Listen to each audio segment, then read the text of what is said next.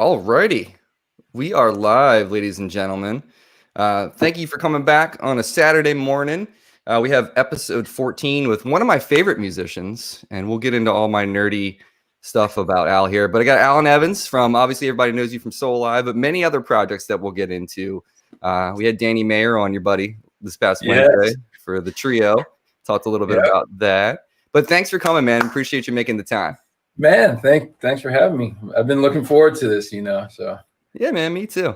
I have a long history with following your career and stuff, just from like when I was in college, which was like late 90s into early 2000s, where my roommate exposed me to Soul Live. And that's when I started realizing, there's another world outside of Fish and the Grateful Dead and Mo and all this stuff. And I was just like, wow. So like he threw Soul Live at me, threw Charlie Hunter at me, threw, oh man, what else did he throw at me? I just remember Naughty Dread and I can't remember what Soul Live record, but was always on in the house, always on. Wow. So it was just like, okay, now I got to really start working on my chops. But but anyway, I really appreciate you being here. And so tell me what's been going on as far as like COVID, in terms of what you've been doing in the studio and everything. Wow, man, I don't even know where to start. So I obviously I'm in the studio right now. So I expected that to slow down, obviously, because a lot of people who come to, and for people who don't know, I live in Western Massachusetts, but the majority of people who come to record here are not from Massachusetts, from, overseas, in the States. So I expected that to slow. I knew that was going to slow down just because obviously travel, it pretty much come to a halt. That was cool, whatever. But I have my record label, Vintage League Music, which I've been really busy. We've been really busy, just making music, putting out singles, albums. With that said, though, another thing that I kind of expected that would happen is that since a lot of musicians were now going to be at home indoors, and with the I guess digital recording devices, software and such so easily available, I knew that a lot of people would be recording themselves at home. So which has been interesting. It's been cool.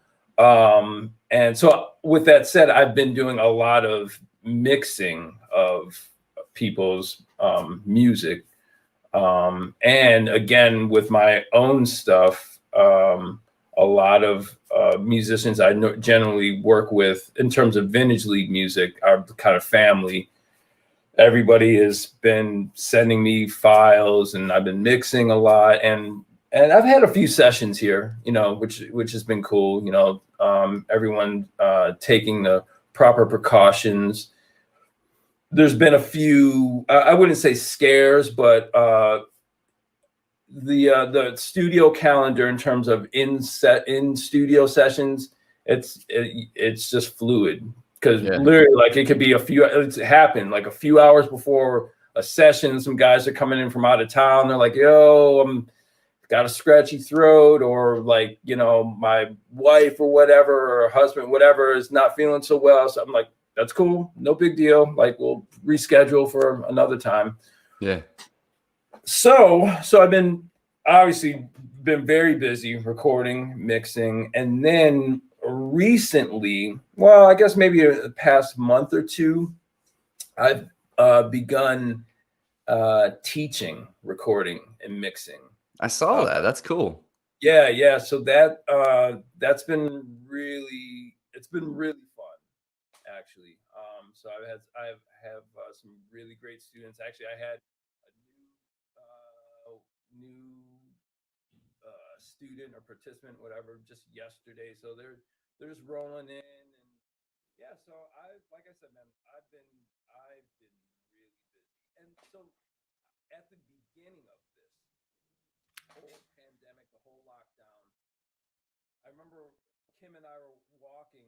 My wife Kim and I were out for a walk, and I was saying to her, there's been a few times in my career, especially during Soul Live, where all of a sudden we're like, you know what, we don't really feel like touring, and and all of a sudden it's like, wow, like we may take 8 months off or a year off, of heavy touring or whatever, and and I would always have like these big intentions on doing something, like writing some music or recording something, and generally I would, but I always felt like at the end of that time, it was like something would happen, and all of a sudden we're like, oh, we're back on the road, and I'd look back and I'm like, man, did I really make the best use of that time?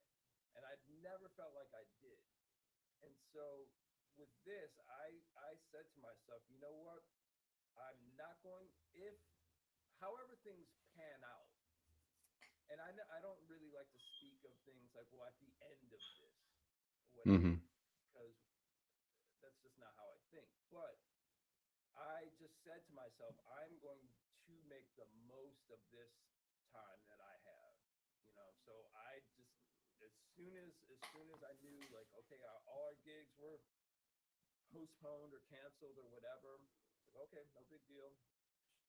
I'm getting to work. So Yeah, man. It's been, and obviously I've been spending time with the family. It's not like I'm like I've kind of locked myself away in here and haven't seen anyone.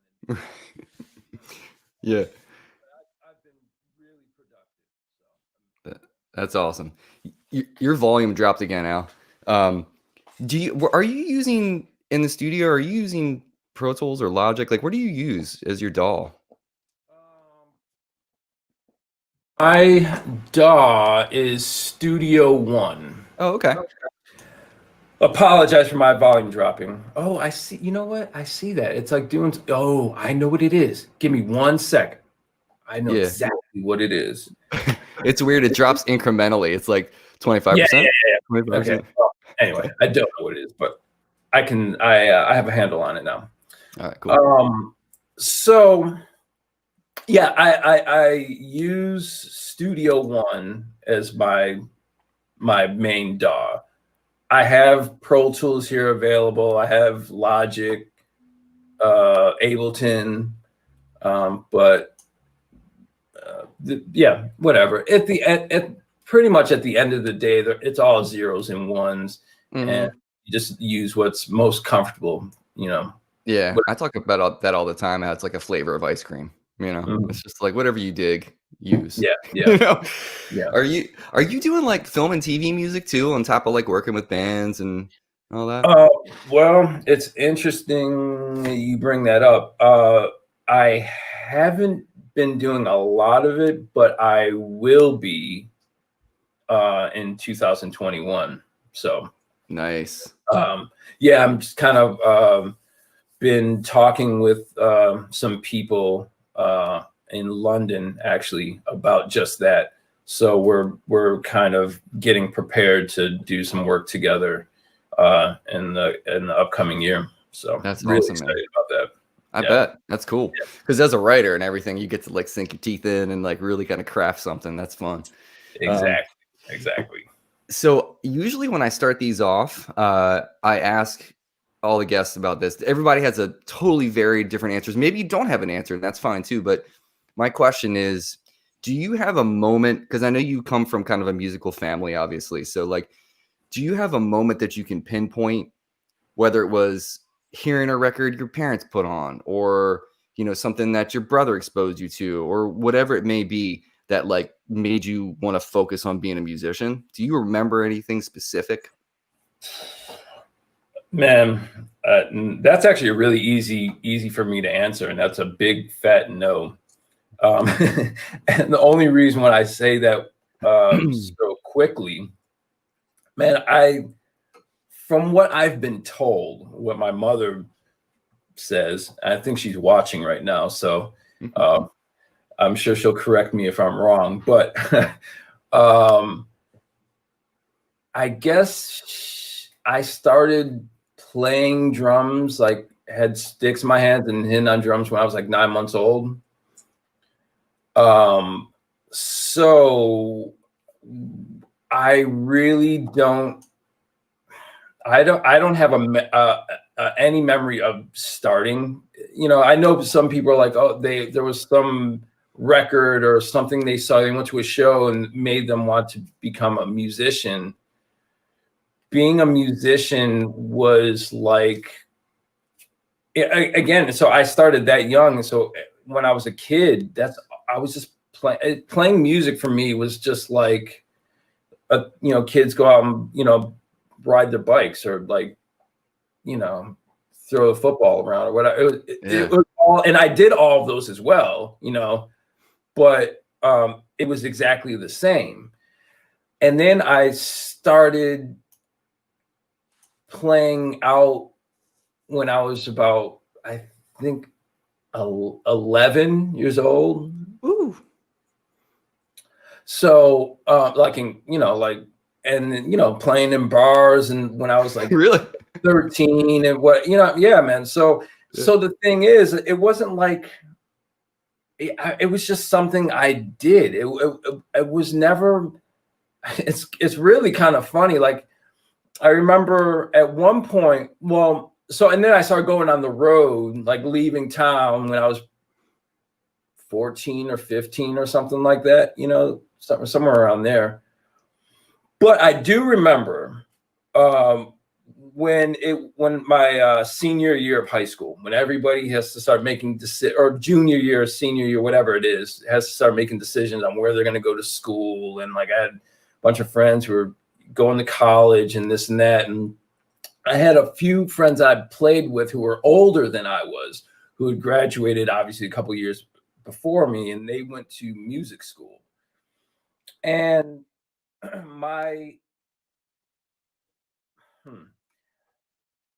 for me, and this is, I got word from them because they were going to school for music education and not performance. Mm-hmm. The idea, and this is myself at 17 or 18, the idea of going to school to learn how to perform, when I heard music performance, literally made no sense to me. Like, Right. why am I going to go to school to pay someone money to teach me what I'm already doing? And I was making like I grew up in Buffalo, New York, big fish in a small pond. Dude, I was making bread when I was a teenager. You know what I mean? Like it's crazy. So it just didn't make any sense to me. Now, with that said,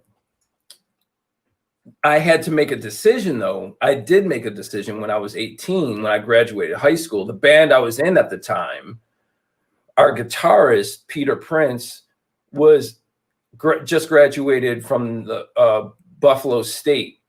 And he was like, he wasn't from Buffalo. So he was like, oh, I'm going to move, let's, move to New York City. So that was a specific time in my life where that was a decision I made. It's like, okay, well, I could stay in Buffalo and just kind of do what I've been doing, or I'm going to take this a little bit more seriously and leave town. Mm-hmm. And that's what I did. So, like I said, music has always been a part of my life, listening, playing, but that was definitely a moment that made me where I made a choice. So, yeah. Did you find that playing with these older musicians, was that like a choice in terms of like wanting to be pushed? Because I always try to find people way better than me that will push me on stage and make me step outside of my comfort zone. Like, what was it about? Did you just happen to land in that, or were all these cats just like killing players that you wanted to work with, or how'd that work? Well, yeah, I get part of it was it was something I just kind of landed in. There weren't a lot of people my age outside of my brother, who obviously, like, I was like in marching band and things like that, but there weren't people. I didn't have a lot of people around me my age who I felt were, I hate to say taking it as seriously as I was, but or I just didn't feel that same kind of connection with other people in terms of music. Right. Neil, that's obviously we were together, and I had a couple of friends who pushed each other. Mm-hmm. But so, it was kind of, people would see us out playing live and they were like, man, who are these young dudes, and so again, Buffalo is, we were big fish in a small pond really at kind of a young age, and people kind of just started to take notice of who we were, and Mm-hmm. yeah, but I mean, I think it's always a good thing to surround yourself, try to play with people who are, I hate to use the word better. Right. I'd say more experienced, or Mm-hmm. more confident in their with their voice. Mm-hmm. And that definitely pushed me when I was younger. So like at a time, there was a time where I stopped playing drums, actually, when I was about 12 or 13. And that's a time when my brother Neil and myself flew down to New Jersey to visit our older brother, who was in the Navy at the time. And we went down there for Thanksgiving. It was the first time I had ever been on an airplane. Our parents just threw us on the plane and we just took off, Nice. Neil was probably 10 or 11 and I was 12 or 13, somewhere in that range. Anyway, so our older brother Rod's a huge audiophile, and he was like a DJ, like he spun records back in the 70s at the spot Freedom Train in Buffalo. So he has an incredible music collection. So anyway, we get to Bayonne, New Jersey, where he was stationed, and we get into the barracks. We were staying with him. He had brought in some bunk beds for us, and it was just like really cool hang. Nice. I remember walking into the room, and he had a stereo system set up, and he had records all over the place. And I saw one record on the floor that was kind of leaning up.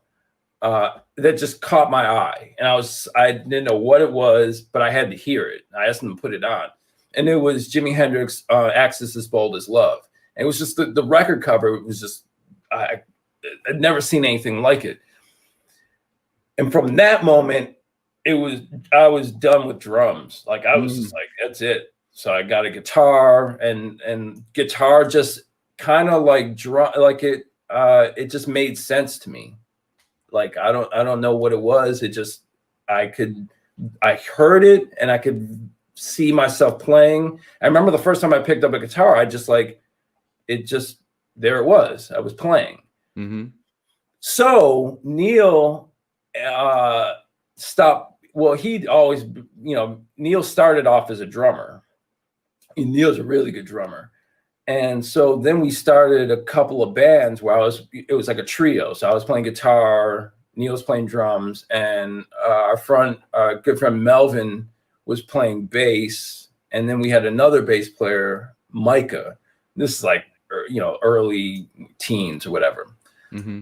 But then a good friend of mine who we used to play a lot of jazz, straight ahead stuff with, he was a sax player. He said, man, there's this, he was in high school, but he was playing in the jazz band at Buff State at the time. He said, man, there's like this really good guitarist, and I think we should get together and play. I'm like, dude, I'm not playing drums anymore. I'm playing guitar. You know what I mean? Like, he's like, no, well, just come by the house, I'll come pick you up. We'll go get them and we'll just jam or whatever. So he kept bugging me about, all right, man, whatever. So we go pick up this guitarist, and he starts playing. The first thing we played was it was a Stevie Ray Vaughan tune, Couldn't Stand the Weather. Okay. And he started playing that, and I was just like, damn, all right, well, he's definitely like, he's a more experienced guitar player than I am, So maybe I'll just hang out on the drums. And so anyway, that was Peter Prince, and that was like the beginning of Moon Boot Lover, you know, and then which took me on to all this other great stuff, you know.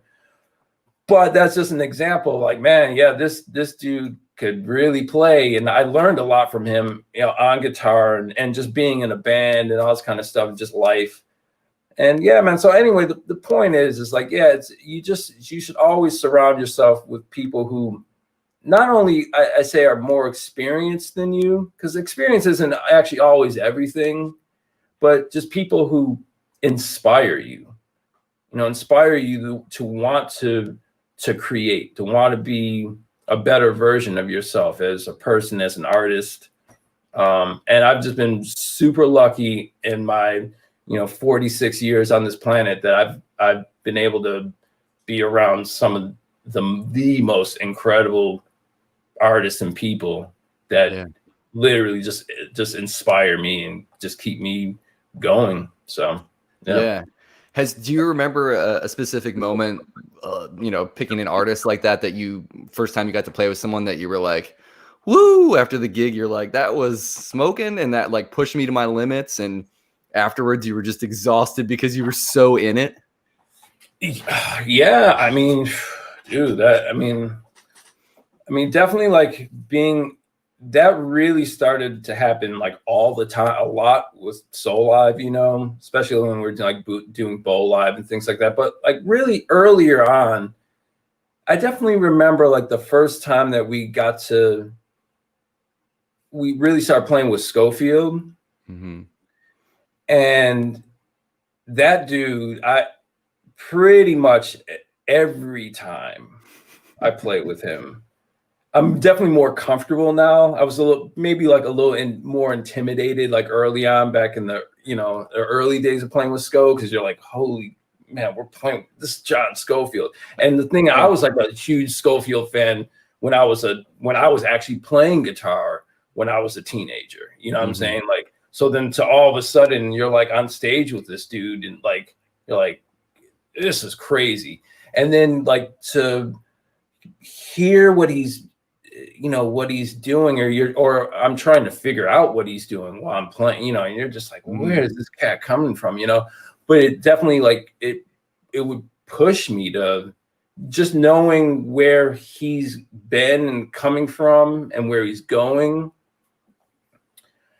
Yeah, there are definitely those early days. I would definitely be mentally exhausted. There's so much going through your mind. Like you're on your toes. In a really good way. What did he teach you guitar wise? Like just from playing with him, what does he tell you about being a better guitarist? So it's funny. Like, so if you. Well, I guess if you ever would hear, if you listen to my playing and listen to Sco, they're like, I'm nothing like Sco at all. I never will be. And that's all good. But you learn a lot from other players and other styles of music. I learned from Sco, the thing that I learned, the one thing about Sco that I guess there's a few things. One, I guess,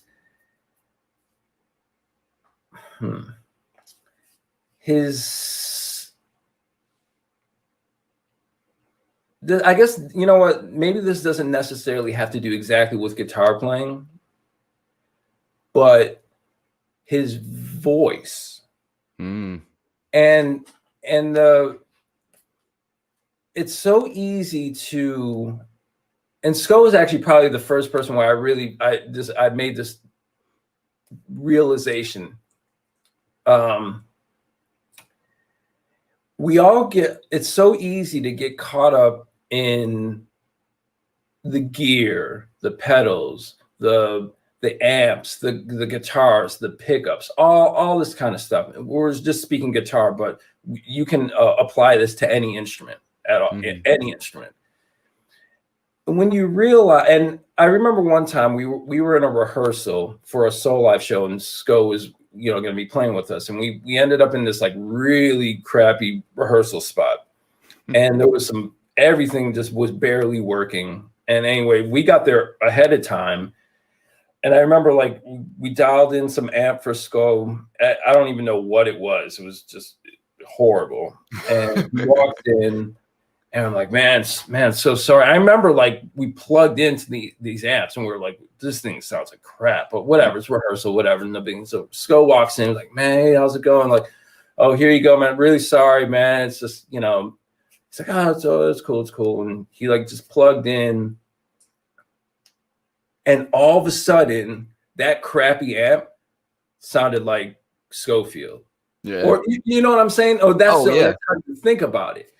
And you're like, no, that's just Schofield. You know what I mean? Like, so it didn't matter. It's so funny how, like I said, we all get caught up in all. Of course, you like to have like all the toys and you want to be comfortable, but at the end of the day, it's like, man,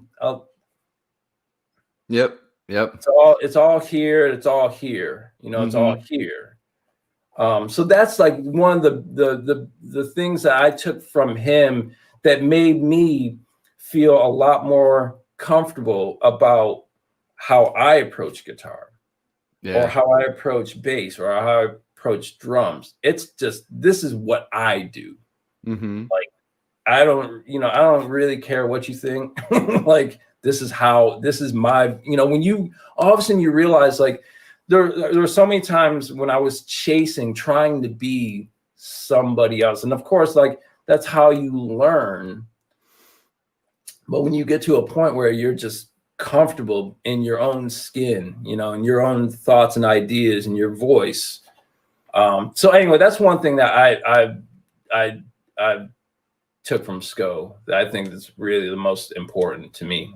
So. Oh yeah, I feel like it's like what you're saying. I think it's a rite of passage that we kind of all have to go through. Is to like, because you know, anytime I've seen Sko, like, you know, seeing him play a telly sounds the same thing if he's playing a 335. It's like there's no difference, man. It's just like it's just him. And same thing I would say with Kraz. Like, exactly. It's the same thing, man. I'm just like, I love seeing all these cats play different stuff, and I think the rite of passage for me as a guitarist has been like, oh, what do they use? I'm gonna do that to find myself in the noise. You know what I mean? Like, it's exactly because I'm never gonna sound like Doyle Bramhall just because I have this fuzz pedal that he has. It's never gonna happen. But I can find some sort of my personality in that, and like me doing a terrible impression of Doyle Bramhall is me. You know what I mean? Yeah, exactly. It's just that way. But that's so cool. It's so. For like the Bowl Live thing, for instance, man, that's been on my bucket list to go to that. And I was like hoping that this past year was going to be a year or sometime. And then like all this crap happened. But like that has to be a really stressful event because you're planning all these different schedules. But like, is it something that is super energizing too? Because you're like so looking forward to like working on tunes and like working with new people. Like, what does that feel like in the moment? Well, okay, so it's been just like everything else, it's been an evolution. So especially the first Bowl Live, that was tough. Like we were all like excited and, you know, but we realized that well, first of all, it's a lot of work. It's a lot of work, man. You can tell, man.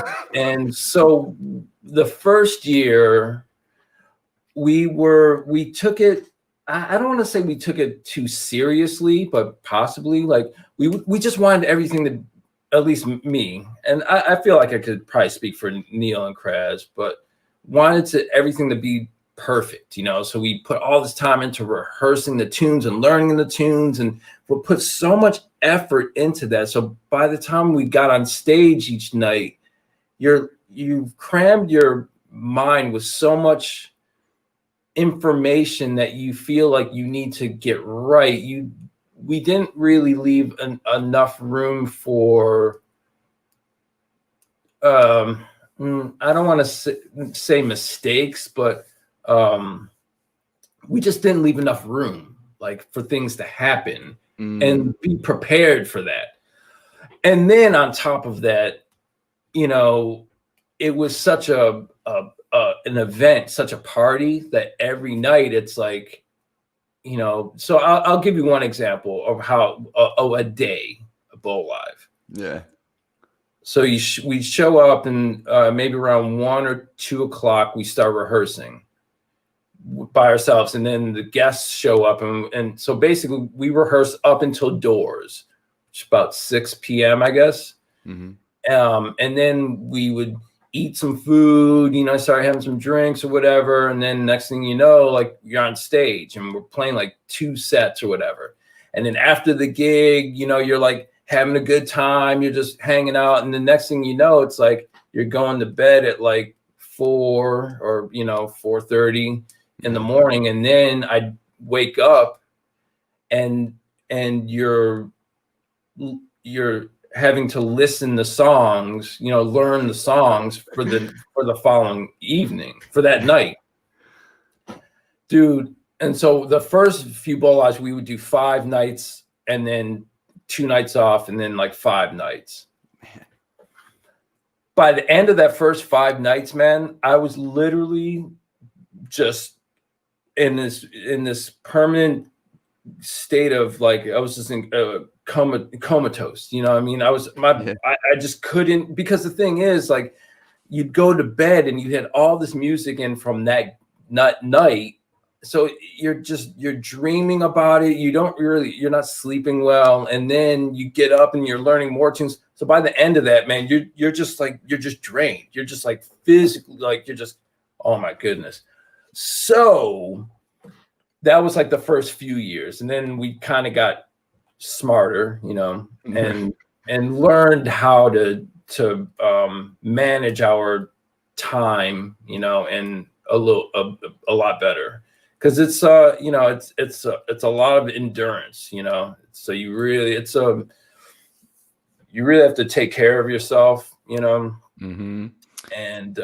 so we got it down. Now the thing is, it's like we learn the tunes, but it's like, all right, well. And so the other thing is about Bolab is that it really taught me how to learn songs. It's kind of like, again, it would be like, when you go to like ear training, it's like, it's just like, you're learning how to, it's actually, so it is really good ear training, actually, like, or song learning, because you have to learn a lot of music quickly, just in a short period of time. And so you really learn how to listen to the details, and pick things out. And again, like, it became easier. And then, if things happen on stage, oh, that's cool, whatever. Like, oh, we missed that, that verse, or, whatever coming out. It's like, it's all good, So we just have a little bit more, we have a way more relaxed attitude about it now than when we first did, I guess that was just like kind of self-inflicted, pressure. But I mean, it always looks, it looks exhausting watching you guys, but it seems like a really good hang. Like, some of my best friends were just like, I've been like, we've got to go to that one year just to experience that hang, because it seems like it's, because you guys are, the thing that I really appreciate about the music that all you guys play, whether it's with Soul Iver and other projects, is that there's a level of, like we've talked about, experience, and from your post on Facebook yesterday about focus and stuff, it's just like, that's part of, I think, the process of being a musician, is like learning how to channel your focus and be able to regurgitate that beautifully into some form of art, whether that be music or painting or whatever it may be. But what I dig is, and what you guys have taught me a lot about being, more experienced and improving as a musician, is patience in music. It's something that a lot of younger, and I've had a bunch of guitar students where I try to teach them earlier on, and that's a battle people have to fight on their own on stage. But the patience, like, one of my favorite Soul Live tunes is PJs. Because the patience that's involved in that song. And you guys have your bangers, and that gets me off too, but like, hearing the restraint that really good musicians can just, it's just beyond you know, what I think I've ever been able to harness on stage in a moment. Because when you're playing in a bar, you know, if someone's there for drinks, they just want to hear rock and roll or you know, funk tunes or stuff that they know. Yep. But the fact that you guys have this audience that you can go there is what I love about it. And that's why I was like, I really want to go to one of these. I want to be in that moment and experience that live. So that's something that I really, really dig about, you know, what you guys do. So right on, man. Just wanted to say that. For me, it's all whoever I play with. It doesn't matter, but it's always great when you're with a group of people who are on the same wavelength. But it's playing with intention, you know, like playing with with purpose. And a lot of times as people, younger musicians, confuse that. It can be confused with volume, or, you know, just like high energy, like, you know, we're gonna bash the head, you know, how, you know, that's part of it, you know, but even if you're playing a tune like, say for instance, PJs, you know, where it's like it's mellow, but for me it's like, man, you play every note with intention. You know what I'm saying? Like that's just me. Every single note I play is with it. There's a purpose, you know. And that's again, playing with Neil and Kraz and Soul Live and all the great people that we get to play with. That's how we approach it, you know. Like and that's just something that I've always, all the great musicians and artists that have inspired me, that's the common denominator. You know what I mean? Like I could care less. I literally could care less about quote unquote what would you call it, musicianship or prowess or whatever, you know, like technical ability, you know. I that doesn't do anything for me. What does is intention, emotion, like purpose. That's it, you know, because that's what music for me, I mean, it's communication, it's storytelling, you know. Even if you're an instrumental band or whatever, or a barbershop quartet or whatever it is, you know what I'm saying? Like it's you're trying to communicate with other people. And you know, the people who just, like, you know, a person who just sits in their bedroom. I don't like to speak badly of anyone who like just sits in their bedroom and practices, like, you know, scales like 10 hours a day. If that's your thing, that's cool. But is that going to translate to communicating to another human being? So I always tell people, like, yeah, practicing is good. You know, you want to have the ability to, you know, express your ideas, express your emotions, express your voice, but you also should go outside and walk around and experience life, so you have something to, you know, draw from. I mean, to draw from. Exactly. Thank you. Exactly. Yeah.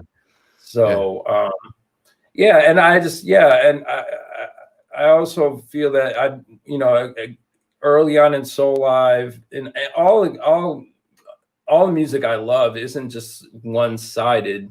You know what I mean? Like, yeah, I love funk music and like all this kind of, but man, like I guess this goes back to my early days of playing, like when I wanted to be a straight ahead jazz musician when I was like really young. I just remember that was kind of the benefit of, well, my father, who like hipped us to a lot of music and gave us a lot of, you know, taught us a lot of great lessons, but one of which was a ballad is like a slow, like a ballad or a really slow tune. That's like the hardest thing to play. You know what I mean?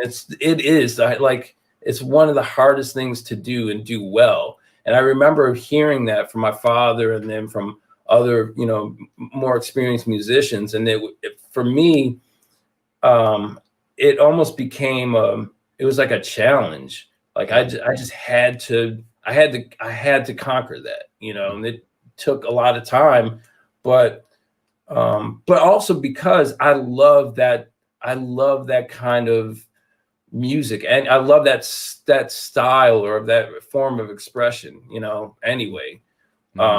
So yeah, man. Yeah. It's interesting, like the idea of like, don't tell me I can't do that because I'm gonna do it. You know what I mean? Like I love when someone says, "Oh, you can't do that." I'm like, "Oh, watch me." Like, but that whole idea of like getting in the weeds with a song like that, because there's a lot. I've been listening to a lot of Little Feat lately. And man, I will be honest, I am so late to the game on Little Feat. Like, and I just watched. There's a documentary on Lil George on Amazon Prime. Really? I did not know about, and Joey Landreth told me about it. So I watched it the other night.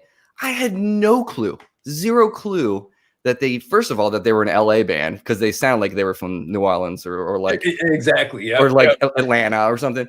So that they came from LA, but I had no clue they moved to Maryland, and like we're in Maryland for a while, and like we're huge between Baltimore and DC. I had zero clue about that. But like, talk about a band with patience, and talk about a dude like Lil George that is less is more, and amazingly more. And I would say the same thing, dude. I just got into John Cleary. I had no clue. Dude. Like in the past like month, like I mean, I was, I have some other artists that I love from New Orleans and stuff, but like my keyboard player's like, you gotta listen to this, you gotta listen to this, and then finally I was like, okay, I'll listen to it, and I'm like, sweet, now I have a huge catalog to jump into, you know what I mean?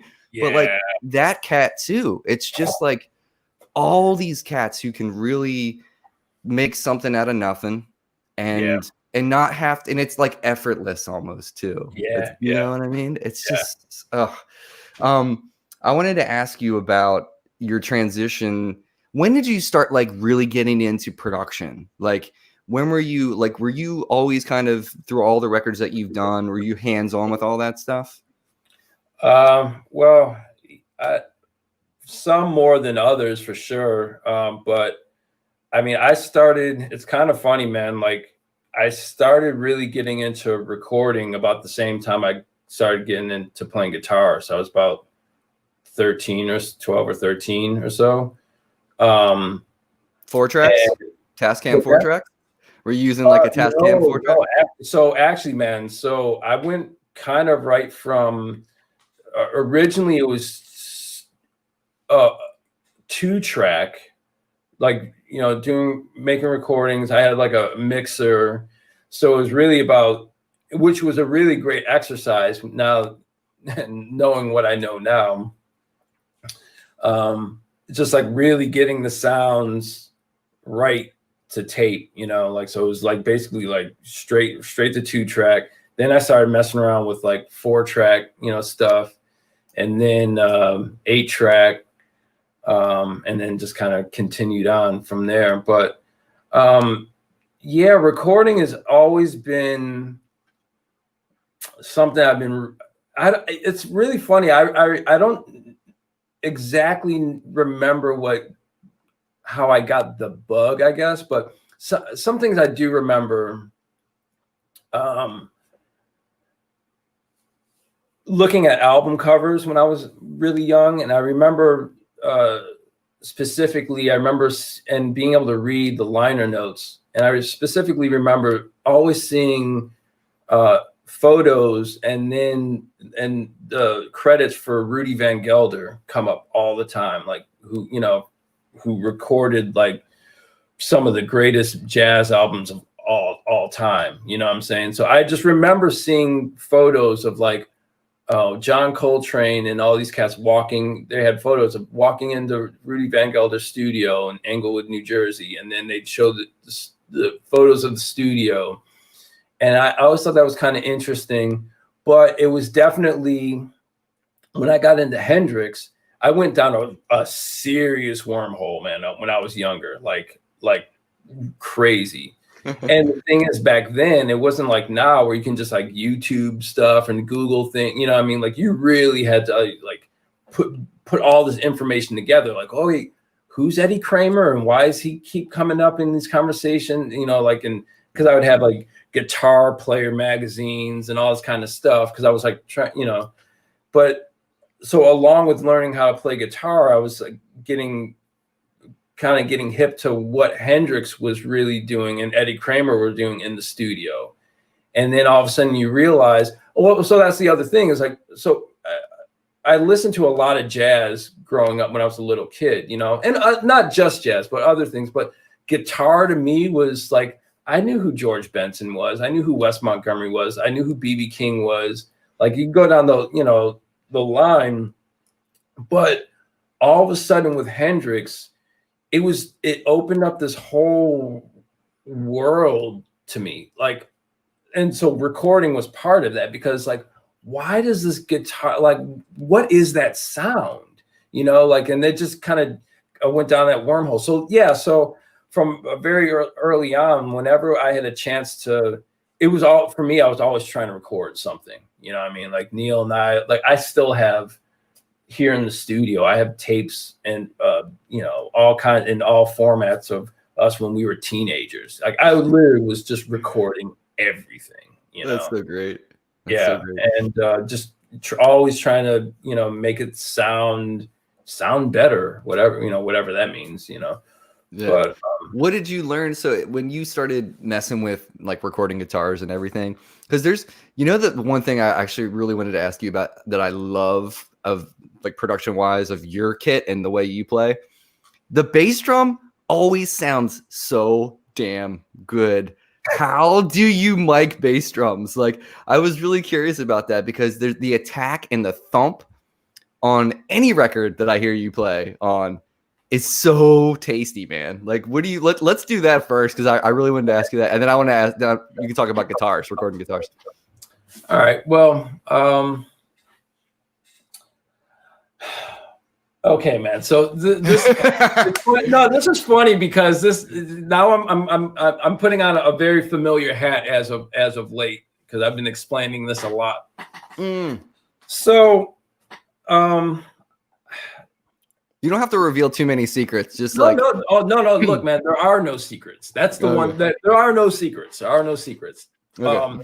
So I put a microphone in front of a kick drum and I play it.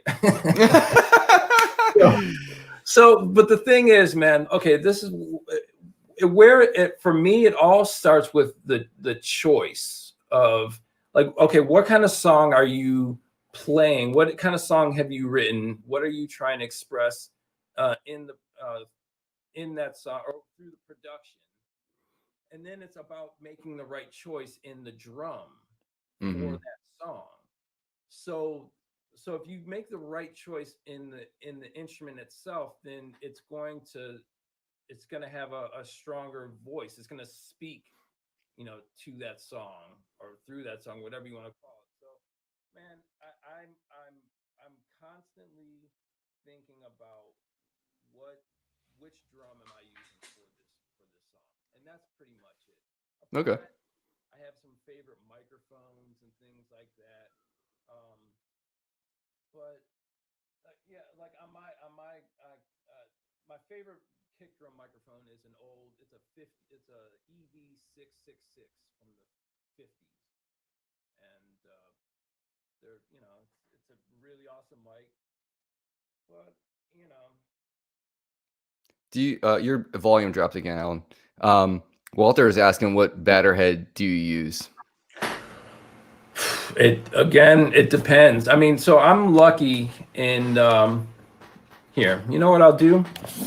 This will be fun. Let me switch over real quick. Okay. Do you mic the beater side too usually?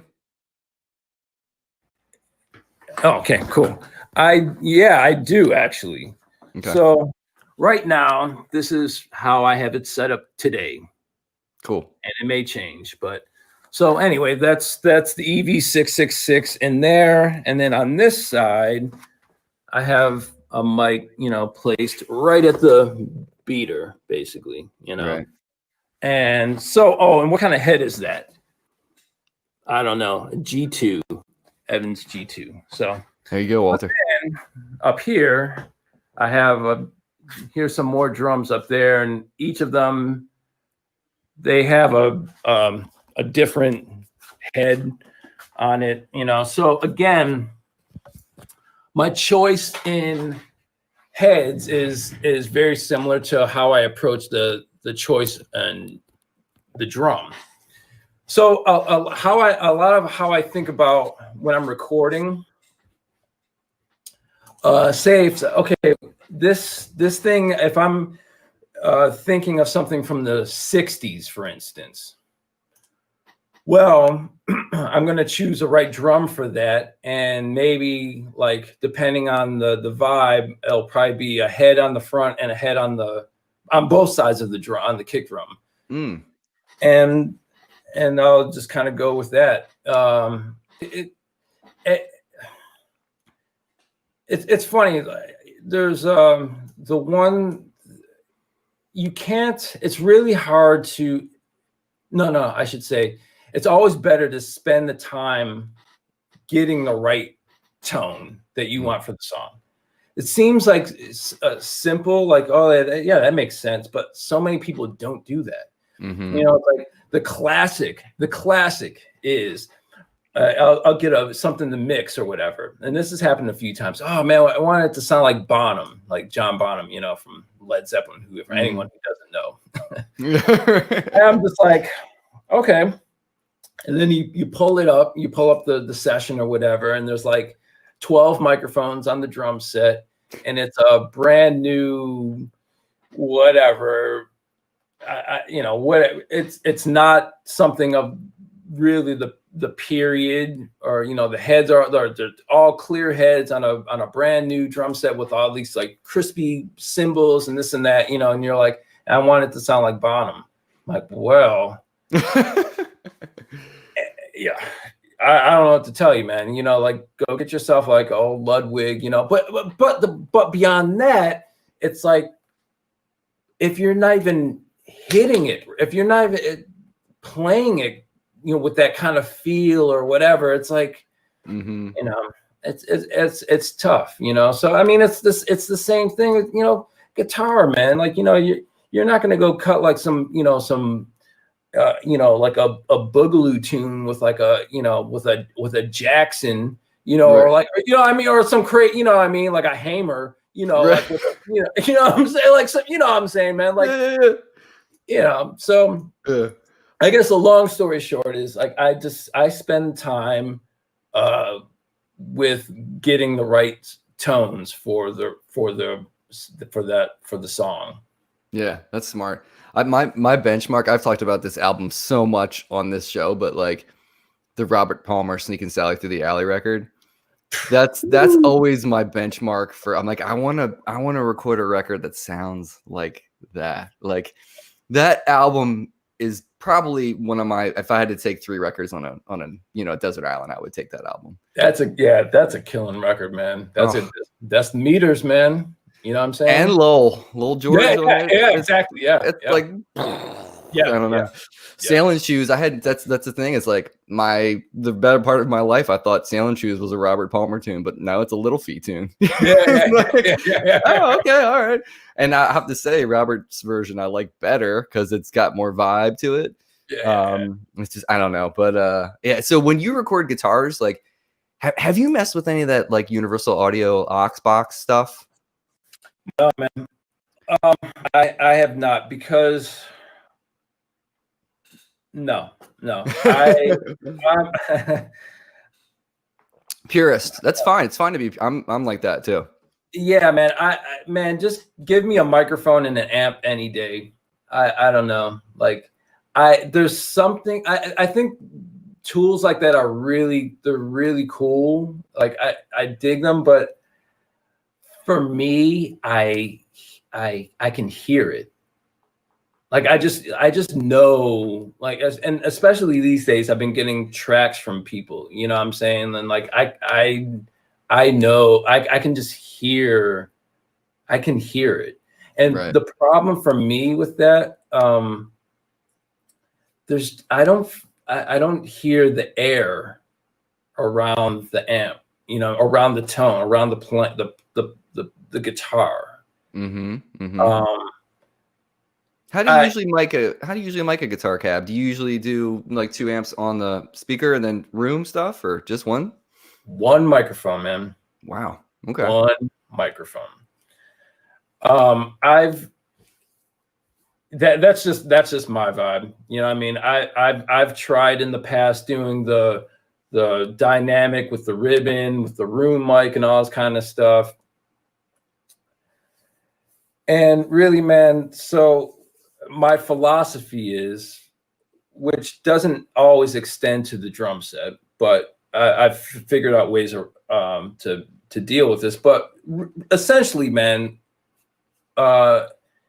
if you have more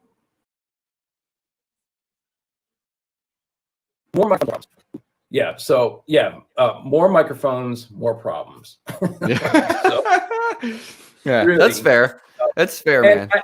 I just feel like my goal, even if I am using like multiple microphones on a source, like I feel that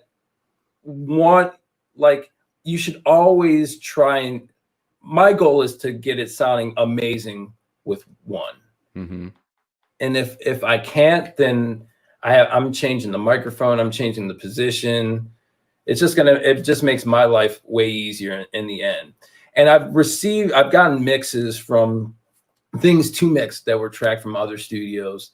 And there's so many times, man, like you'll have one guitar amp that has 4 dedicated microphones to that one sound or whatever. And it's like the 57, and there's like the Royer 121, and then there's like some custom boutique whatever microphone, and then there's like a room mic, and there's all this other kind of stuff, and maybe and then sometimes they give you a DI because maybe you want to reamp it. Like, Mm-hmm. yeah, cool, give me more work to do because you can make a Right. and to be honest, man, 9 times out of 10 I'll listen to everything, but I'll look at it, and 9 times out of 10, if I see SM57, that's the one I'm using. Like, Yeah. I'll just hide everything else. And I've never heard anyone say, "Oh man, my guitar doesn't sound, I don't like this mix because you didn't use this, $10,000 boutique microphone." Like, no one's ever said that. They say, "Oh, the guitar sound great." Yeah, I just used the 57. Like, Yeah. That's so great. I remember when when Danny came, I guess, recorded, I had him play on my last record from like 2013, and I think he recorded it in your studio. And when he sent it back, the guitar tone was like fuzzy and gnarly, and I was like, "Ooh, what did you guys do?" And he's like, "It was just this old Gibson amp that Al has, and we just dimed it basically." And I was like, "It sounds so great. Like it's just like fits frequency wise. It fits in there. It's like no frills. It's just great tone." Do you still have that amp in the studio? Gibson Thor, man. Oh, of course I have that. Oh yeah. What's your favorite? Like, if people come in to record, like, what's your go-to if you're like, you should use this amp? This thing is great. Ooh, that's tough, man. I mean, usually people gravitate towards the Supro, the Tremolo Verb I have. Most times they gravitate toward it because it looks really cool. and a lot of people have just heard about it, like there's like this lore of Supro amps and things like that. So people are usually really excited to see that I have one, and it does sound great, but again, one microphone on it. And but yeah, I have some nice choice. Again, it depends on the music too. You know what I'm saying? So, but yeah, most people, as soon as they walk in, they see that and like, okay, and it works. It works most of the time. Yeah, it does. That's great. That's awesome. Yeah. All right, well, you ready for this lightning round get down question here? Okay. Yeah, I think I'm ready. There is no no time limit. No wrong answer. No wrong answers, but we're going to put on a metronome to make it a little more scary for you. just because. Dude, metronome's not scary to me, man. Let's go. All right, cool. So the first question is always the same in this: Lennon or McCartney? Damn.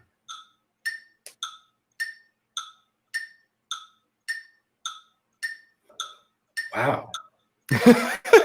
Right? I can always tell about a musician depending on which person they choose. It's like, it's interesting. Everybody's different. I'll go with Lennon. All right. All right. Yep. Pizza or tacos? Tacos. DAW or tape? DAW. Boston or New York? Whew.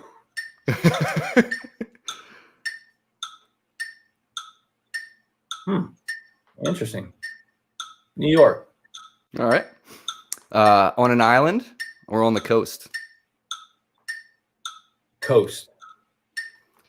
Turtleneck or mock turtleneck? Okay, I gotta go. Yeah, you know what? I'm gonna go with mock turtleneck because, and there's a short story, man. Because dude, Christmas, National Lampoon's Christmas Vacation is one of my favorite movies of all time. And when Cousin Eddie is rocking the little mock turtleneck, the white, dude, I want that outfit so badly.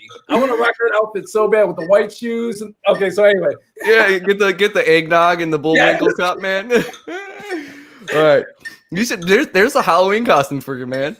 Oh yeah, exactly. Oh man. All right, headphones or in front of a stereo? Okay. Stereo. All right. Engine wise, inline or V? V. All right. I know you're a car guy. All right. Magic or Bird? Magic. All right. Experience or Band of Gypsies? Band of Gypsies. What is it about that, though? Do you think a lot of us musicians really like the Band of Gypsy stuff? What's your take on that? Ah, nice. Man, Band of Gypsies was just you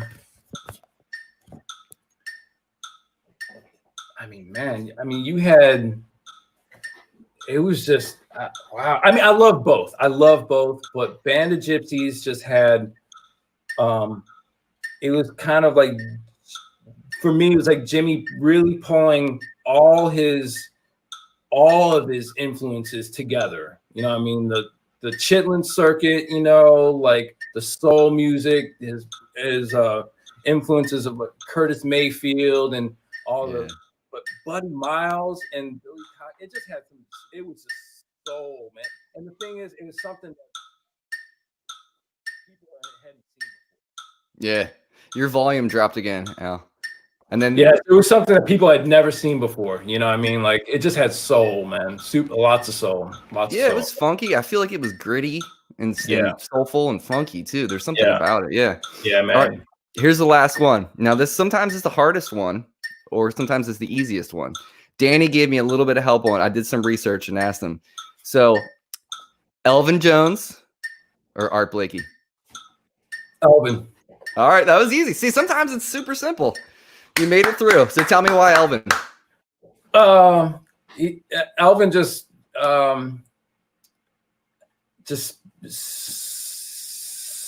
speaks to my soul.